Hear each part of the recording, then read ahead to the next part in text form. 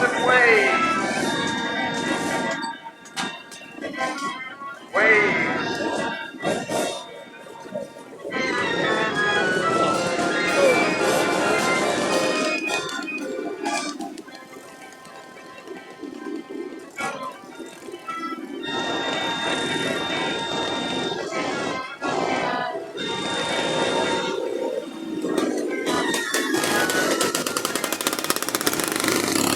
Well, thank you very much to our guest presenter this afternoon. Well, sorry, it looked like it this afternoon now, but very knowledgeable and in-depth insight into classic motorcycles. Far less than I could have done, but what a wonderful time.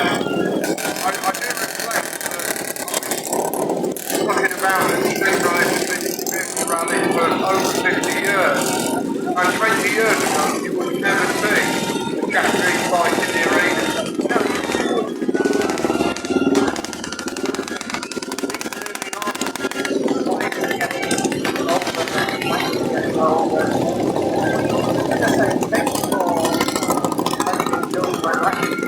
No, absolutely perfect. I think it's what talking to exhibitors, it's what they remember and see. Because the guys have got a big confidence, that kind of thing.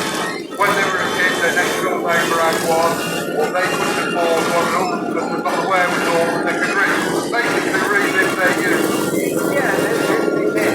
I was very blessed. I started writing.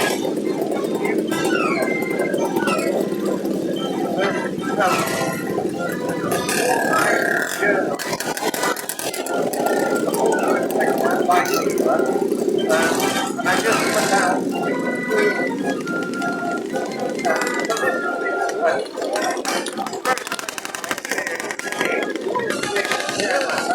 Absolutely, you can see that through. That was why the Japanese were allowing the coffee drinking bike industry when it won't start, you've got to pick it over.